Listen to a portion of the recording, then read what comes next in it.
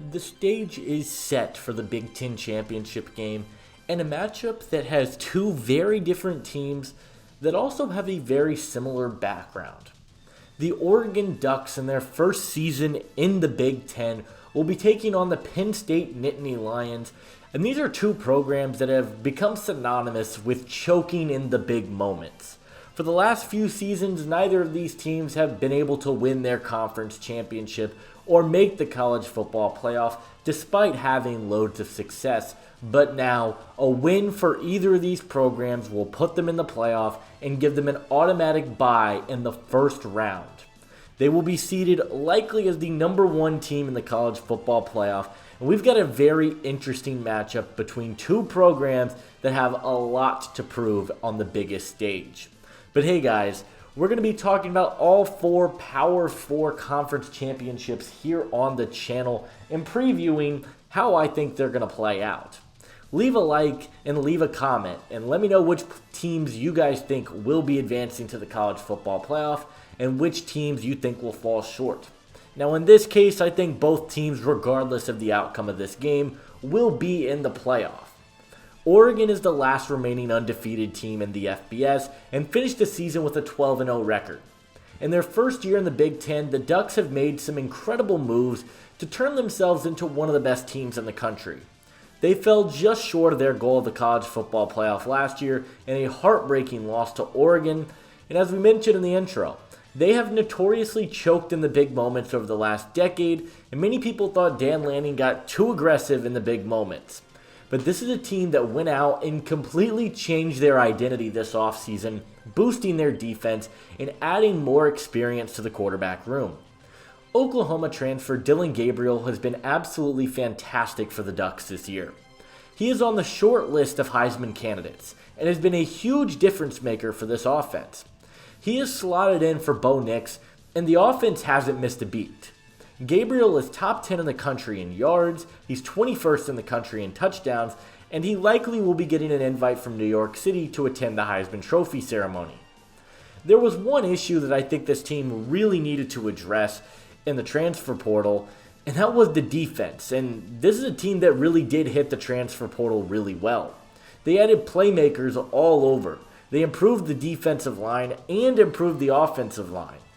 They can run the football with Jordan James, who has turned himself into a legitimate weapon this season for them, and they've added speed and physicality to the receiver room. Evan Stewart was one of the biggest names in the transfer portal, and when he committed to Oregon was a massive pickup for them. He's been huge for the Ducks this season. Tez Johnson is finally back and healthy for this team, and they've gotten good production from Terrence Ferguson from the tight end spot. But the defense has been the most impressive part of the Ducks season.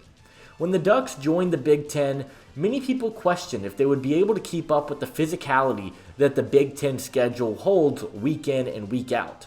But the Ducks recognized this weakness and went to the portal and added some real studs. Jamari Caldwell from Houston, Derek Harmon from Michigan State, and this Ducks team has had one of the more impressive defenses in the country, and on the back end are incredibly hard to throw the football on. They are ranked 4th in the FBS in coverage this year, and they have been one of the most balanced teams in the country. It hasn't been perfect all season for Oregon. They struggled early on in the year against Idaho, against Boise State, and had some early struggles against Wisconsin as well, but they were able to come out on top in all of those games. They're a resilient group that's incredibly well coached, and it's a playoff team regardless of the outcome of this game. On the opposite side, Penn State is in the same vein as Oregon, as a program that has become anonymous with choking in big moments. We saw it early on this season after the ugly loss to Ohio State, and many people thinking they would just fall back into the same old choking habits and miss the playoffs for another year. But after an awesome second half of the season and some help from Ryan Day, Penn State is in the Big Ten championship game for the first time since 2016. A big part of the reason has been the development of quarterback Drew Aller.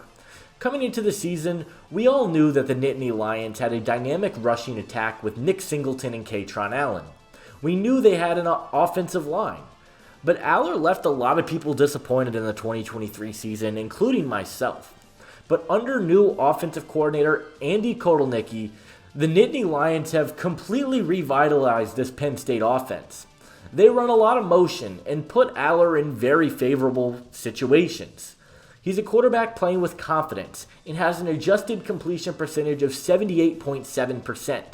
He's been unbelievable at working the middle of the field, playing on time, and making good decisions. This offense has been clicking on all cylinders really since the beginning of the year and are the 7th highest graded offense in the country. They're able to run the ball with Singleton and Allen, and they have an absolute superstar tight end in Tyler Warren, who has been one of the biggest difference makers in all of college football, and they're able to move the ball in ways that Penn State hasn't always been able to do. On the opposite side, we know the Penn State defense is absolutely electric. Abdul Carter is dominating off the edge for Penn State, and in the second half of the season has been one of the best defensive players in all of college football. They're getting really great play from the secondary, and they're one of the more balanced overall rosters in college football. They have to do a better job at tackling at times, and that's been the biggest issue for Penn State this year, but they have difference makers on both sides of the ball. This is a huge opportunity for James Franklin to finally prove he can get over the hump and win the Big Ten, something that they haven't been able to do in quite a long time. Something James Franklin has struggled with, and there's a lot on the table here for Penn State, and I think this game is going to come down to the trenches. Both Penn State and Oregon State have been absolutely incredible in the trenches all season long. They've got difference makers up front, they can stuff the run, and they can rush the passer. But which quarterback do I trust under pressure more?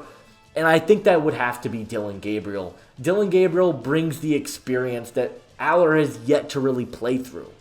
Gabriel has been in big moments with Oklahoma and UCF all throughout his collegiate career, and I think when you need a play, I trust Dillon Gabriel a little bit more than I trust Drew Aller at this point. I think both teams are going to struggle to move the ball at times in this game, and Penn State has been notorious this season for getting off to slow starts. I don't think you're going to be able to do that against this Oregon team. I think you have to come out guns firing, guns ablazing, because if you get off to a slow start, I think it could be game over really early if you are Penn State. Now, they have been able to get stops when they needed to, and they've been a resilient group. And I do think Drew Aller could have a good game once he gets comfortable. But that's going to be my big concern with Penn State is they do take a little while to get comfortable, and you need to see them come out on fire. This is going to be a really interesting matchup between two well-coached teams, well-balanced teams, and two of the best teams in the country all season long. So where do I ultimately see this game finishing? I'm going to take the Ducks in this game, and I think it's going to be a pretty close one. I think it'll be about 28-34, and I am going to favor the Ducks in this one. I trust the playmakers of Oregon a little bit more. I think they're going to be able to create separation on the boundary with their elite wide receivers. I think Dillon Gabriel can throw guys open a little bit better than Drew Aller has been able to. And I think the offensive line can definitely throw a lot of different things at Abdul Carter. They've got a great tackle duo of Josh Connerly and Ajani Cornelius.